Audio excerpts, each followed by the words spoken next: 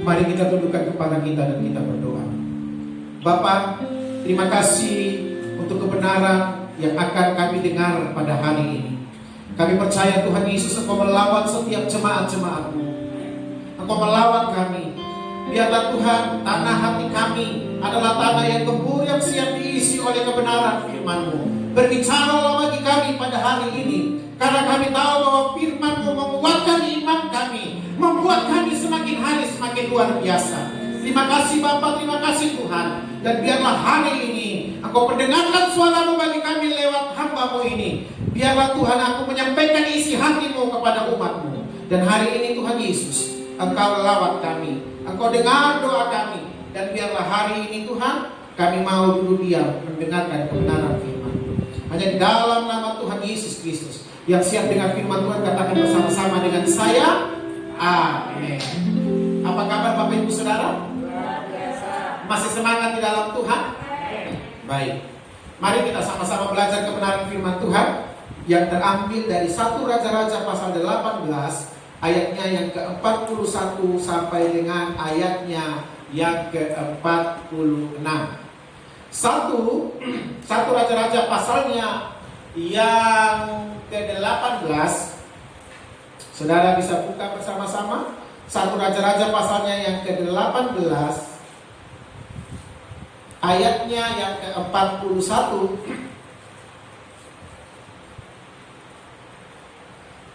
Ayatnya yang ke-41, Elia bertemu dengan Ahab. Elia di Gunung Karmel. Dan kita akan belajar bersama-sama tentang kebenaran firman Tuhan ini. Ayat yang ke-41, demikian kebenaran firman Tuhan. Saudara, saya baca dan saudara perhatikan di situ. Kemudian berkatalah Elia kepada Ahab, "Pergilah, makanlah dan minumlah, sebab bunyi derau hujan sudah kedengaran." Lalu Ahab pergi untuk makan dan minum. Tetapi Elia naik ke puncak gunung Karmel. Lalu ia membungkuk ke tanah dengan muka di antara kedua lututnya. Ayat 43. Setelah ia berkata kepada bujangnya, "Naiklah ke atas, lihatlah ke arah laut." Bujang itu naik ke atas. Ia melihat dan berkata, "Tidak ada apa-apa." Kata Elia, "Pergilah sekali lagi." Demikianlah sampai 7 kali. Pada waktu 7 kali berkatalah bujang itu, "Wah, awan kecil sebesar telapak tangan timbul dari laut." Lalu kata Elia, "Pergilah, katakanlah kepada Ahab, pasanglah keretamu dan turunlah, jangan sampai engkau terhalang oleh hujan." Maka dalam sekejap mata langit menjadi kelam oleh awan badai. Lalu turunlah hujan yang lebat. Ahab naik ke kereta dan pergi ke Israel. Tetapi kuasa Tuhan berlaku atas Elia. Ia mengikat pinggangnya dan berlarilah mendahului Ahab sampai ke jalan menuju Israel. Nah, Bapak Ibu yang berbahagia adalah kita yang mendengarkan kebenaran firman Tuhan dan melakukannya dalam kehidupan kita sehari-hari. Nah, Bapak Ibu Saudara, saya beri tema khotbah adalah langkah memiliki iman. Nah, Bapak Ibu Saudara, kenapa langkah memiliki iman? Kalau ini kayaknya sepi ya. Itu lagunya Jujur aja. Ya. Langkah memiliki iman. Nah, Bapak Ibu Saudara, ada beberapa langkah yang harus kita perhatikan supaya kita memiliki iman yang luar biasa di dalam Tuhan. Yang pertama, Bapak Ibu Saudara, iman harus dimulai dari visi. Ayat 41 sampai dengan ayatnya yang ke-43. Kenapa saya katakan iman harus dimulai dari visi? Orang yang beriman telah melihat sesuatu yang belum orang lain lihat. Kalau saudara punya iman, saudara melihat segala sesuatu yang belum orang lain lihat. Saudara akan melihat itu dengan apa? Dengan mata iman. Bapak Ibu, kadang-kadang orang bilang begini, "Pak Ronald, kok Pak Ronald enak sekali berkata, sembuh? Kok Pak Ronald enak sekali berkata, engkau akan melihat mujizat?" Bapak Ibu Saudara, orang lain belum lihat, saya sudah lihat. Saya minta apa? Saya minta kepekaan dengan Tuhan. Seringkali kita tidak mempergunakan iman kita. Kita tidak bisa melihat segala sesuatu yang luar biasa. Kenapa? Mata iman kita tertutup oleh seluruh. Pagi hari ini, orang beriman telah melihat sesuatu yang belum orang lihat. Lihatlah dengan mata iman. Orang beriman telah mendengar sesuatu yang belum didengar. Orang belum mendengar, tapi saudara sudah mendengar. Artinya saudara punya tingkat kepekaan. Makanya saya bilang Bapak Ibu, untuk memiliki tingkat kepekaan, dekatlah, melekatlah dengan Tuhan. Kejar Tuhan, jangan kejar yang lain. Kejar Tuhan. Maka pada waktu orang belum mendengar, engkau sudah mendengar. Saya tahu bahwa wabah COVID ini akan berlalu dari Indonesia. Kapan waktunya? Nanti. Karena segala sesuatu ada waktunya, ada masanya. Amin. Gak mungkin COVID ini akan terus ada. Caranya gimana? Caranya kita yang normal, hidup berdampingan, beradaptasi dengan kenormalan ini. Pakai masker, jaga jarak, cuci tangan. Saudara jangan keluar-keluar. Itu bermanfaat bagi saudara. Amin. Orang lain belum dengar, tapi saudara sudah dengar. Karena saudara punya kepekaan. Orang beriman telah percaya sesuatu walaupun orang lain belum melihat. Dia mempercayainya. Orang lain belum melihat, tapi dia sudah mempercayainya. Dia sudah lihat dengan mata imanmu. Akan terjadi, akan terjadi, akan terjadi, akan terjadi. Orang beriman, dia berdiri teguh pada janji Tuhan dan yakin Tuhan pasti menggenapi. Nah Bapak Ibu Saudara, perhatikan ini. Kalau kita punya iman, apapun yang terjadi, kita akan katakan Yesus engkau baik. Karena apa? Engkau berdiri teguh atas dasar kebenaran firman Tuhan. Amin Bapak Ibu Saudara. Amin. Nah Bapak Ibu yang saya kasihi dalam Yesus Kristus, marilah kita memiliki iman yang melekat kepada Tuhan. Langkah-langkah yang kedua, memiliki iman. Langkah yang kedua, iman dalam visi harus dilanjutkan dengan doa. Kenapa saya bilang harus dilanjutkan dengan doa? Orang yang beriman pasti dia berdoa. Katakan amin. Tidak ada orang katakan aku beriman tapi aku tidak berdoa. Yang berdoa orang lain saja. Enggak. Kalau kita katakan kita beriman, kita harus berdoa. Makanya saya ajak semuanya doa. Bapak Ibu, jangan remehkan. Andalan kita hanya satu, Yesus. Dan kita harus berdoa. Ada 3 alasan mengapa kita harus berdoa. Yang pertama, doa itu sebagai sarana untuk mempersiapkan seseorang sehingga ia meraih janji-janji berkat Tuhan. Saya hari-hari ini dibuat Tuhan nangis, Bapak Ibu Saudara. Dalam keadaan yang serba terjepit, dalam keadaan yang serba tidak memungkinkan, dalam keadaan yang pekerjaan sudah tidak ada, pekerjaan hanya begitu-begitu saja. Tapi saudara, apa yang saya lihat hari-hari ini, saya nangis lihat berkat Tuhan. Ada orang telepon saya 2 hari yang lalu, bikin saya pusing.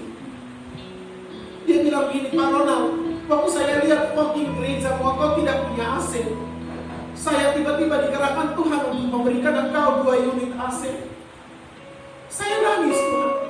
Saya bilang Tuhan, engkau memang tidak memberkati kami dengan duit, tapi hari ini 2 unit AC harus ada dan harus terpasang. Saya bingung. Saya kan harus hubungi Pak Chandra untuk kasihnya hidayah kalau kita mau pasang AC 2 PK Bapak Ibu Saudara. Saya dibuat Tuhan terkaget-kaget dengan berkat Tuhan. Itulah orang belum melihat, orang belum mendengar. Saya sudah mendengar dan saya sudah melihat. Andalan kita hanya Tuhan. Mari banyak doa Bapak Ibu Saudara. Satu lagi yang membuat saya terkaget-kaget dengan Tuhan. Laptop kita itu kan sudah mati. Sudah kadang mati. Dan kalau dia mati itu kan merusak LCD. Semalam Bapak Ibu Saudara, waktu saya lagi duduk, karena saya siap terlalu capek mengerjakan pembukuan, saya capek sekali. Sekarang gak terlalu, saya kalau pikir terlalu banyak, itu membuat saya drop. Saya tidur saja. Kami tidak masak, saya tidur saja. Saya makannya jam 3 kemarin.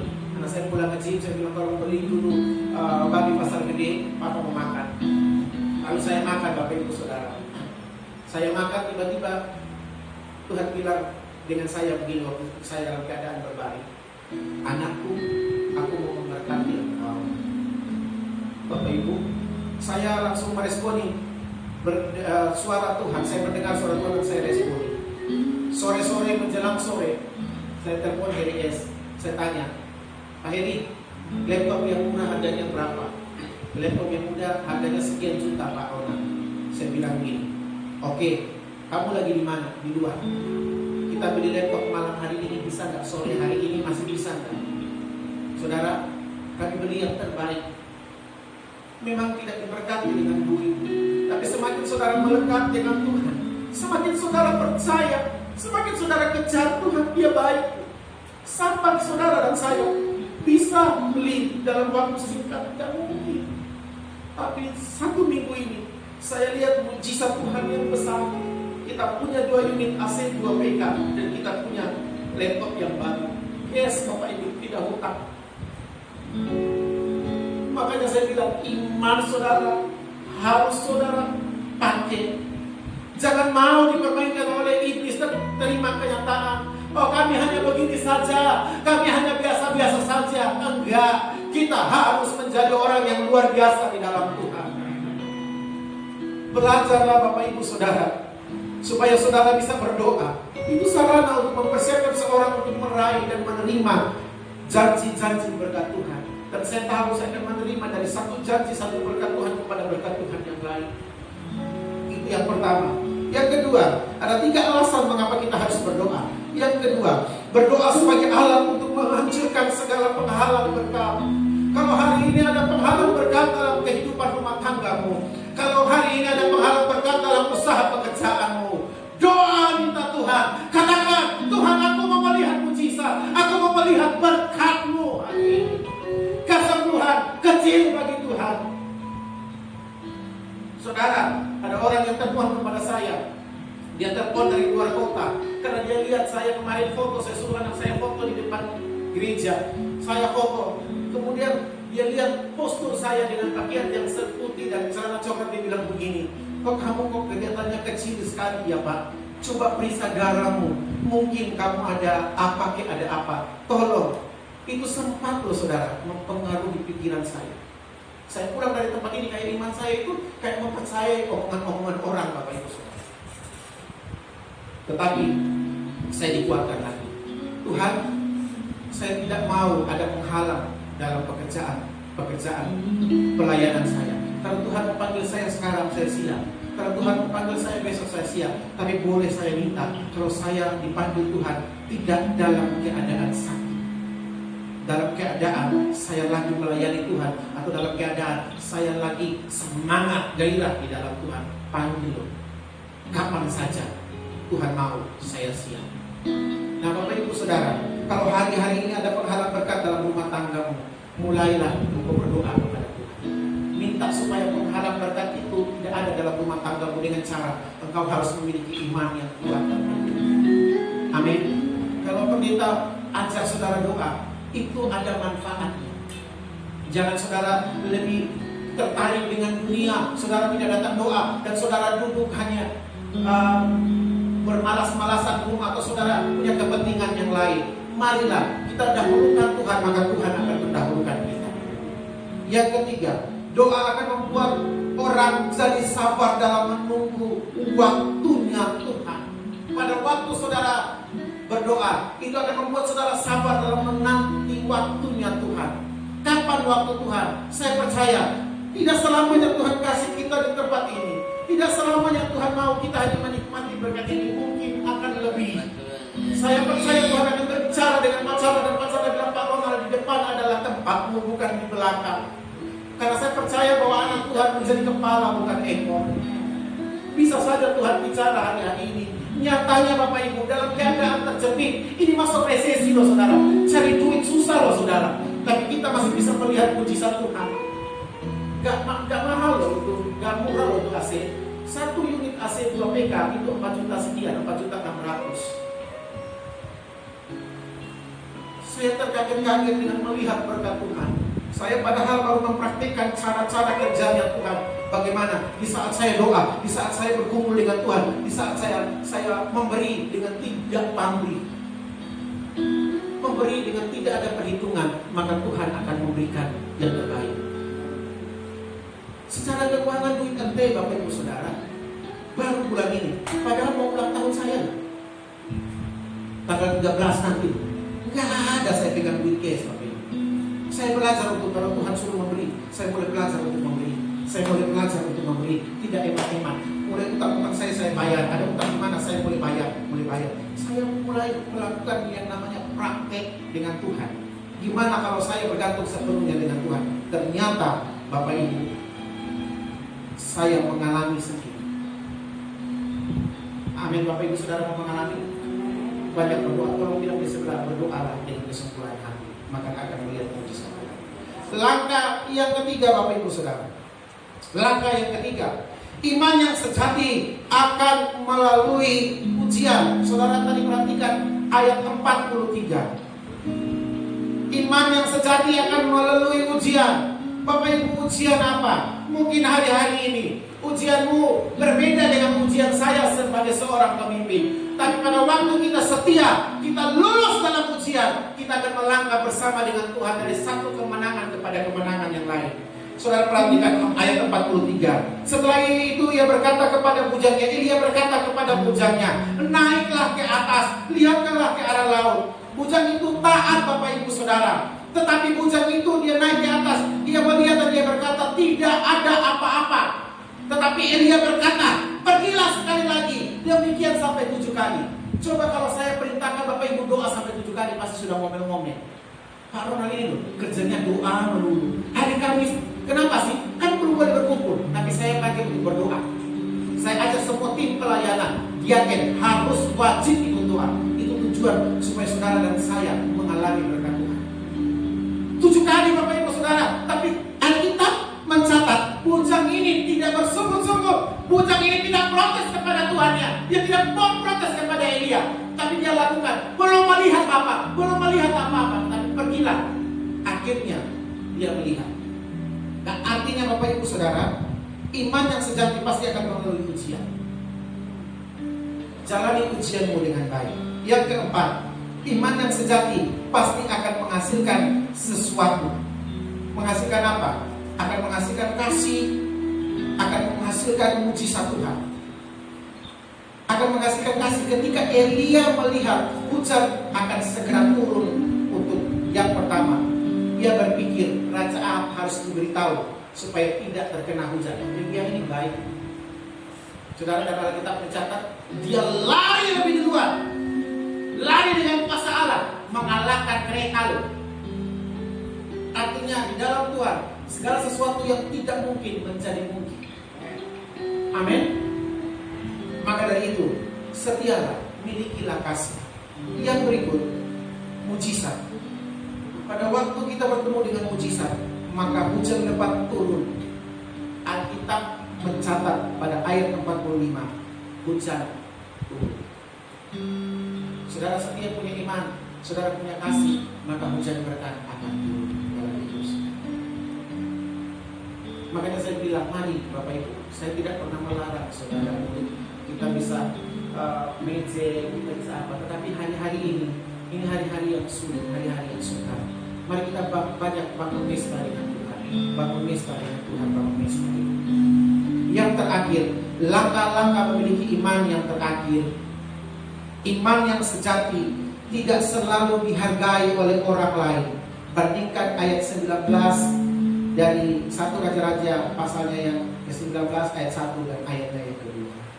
Iman yang sejati tidak selalu dihargai oleh orang lain. Pasti orang akan berkata, sok beriman lu, sok rohani lu, sok begini. Saya orang mengatakan sok rohani, orang mengatakan lancang mulutmu apa-apa. Saya akan berkata, memang saya manusia rohani.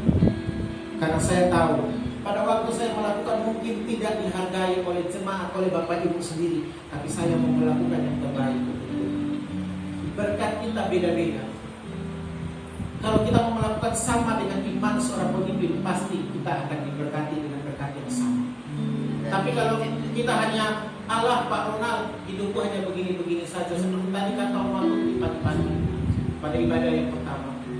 Kalau kita berkata bahwa masa sudah dipilih kok orang lain aja, saya kan sudah pernah Pak Ronald, orang lain aja, maka saudara akan menolak berkat Tuhan yang Tuhan berikan, kepercayaan yang Tuhan berikan kepada saudara. Kalau saya, iman yang sejati tidak selalu dihargai orang lain. Mungkin orang tidak menghargai engkau hari-hari ini, tapi teruslah bergerak bersama dengan Tuhan. Milikilah iman yang sejati di dalam Tuhan.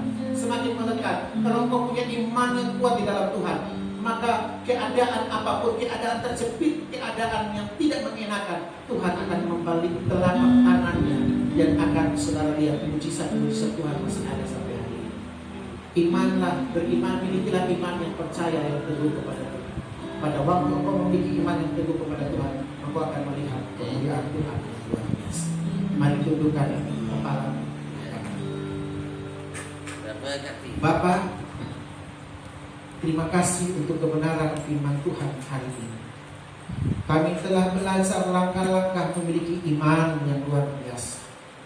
Biarlah Tuhan Yesus, kami tahu bahwa langkah iman harus dimulai dari visi. Biarlah pada waktu kami menerima visi daripada Tuhan, kami bergerak dengan visi yang Tuhan berikan. Kami tahu bahwa visi itu harus dilanjutkan dengan doa. Kami harus berdoa dengan sungguh-sungguh supaya iman percaya kami semakin luar biasa. Bapa, lawat kami. Bapa, kami akan menjadi seorang pendoa-pendoa syafaat di akhir zaman ini. Dan kami peka untuk melihat apa yang akan Tuhan kerjakan, apa yang akan Tuhan buat bagi bangsa kami. Terima kasih Tuhan Yesus. Kami juga percaya bahwa iman yang sejati akan melalui ujian. Ujian seberat apapun, kalau ada Yesus bersama dengan kami bisa melalui ujian itu dengan baik. Terima kasih Bapa. Iman yang sejati juga pasti menghasilkan sesuatu, di antaranya kasih dan mujizat. Kami tahu di saat kami memiliki kasih, di saat kami memiliki mujizat Tuhan, maka kami bisa menjadi berkat bagi orang lain. Lawat umatmu, lawat jemaatmu. Dan kami tahu bahwa iman yang sejati itu selalu tidak dihargai oleh orang lain, tapi kami punya Yesus yang menghargai iman kami. Lawat umatmu. Hamba-Mu telah selesai berkata-kata, dan biarlah hari ini firman-Mu merasuk dalam hidup jemaat dan dilakukan dalam kehidupan setiap jemaat. Dalam nama Yesus, hamba-Mu berdoa dan mengucap syukur. Haleluya. Amin.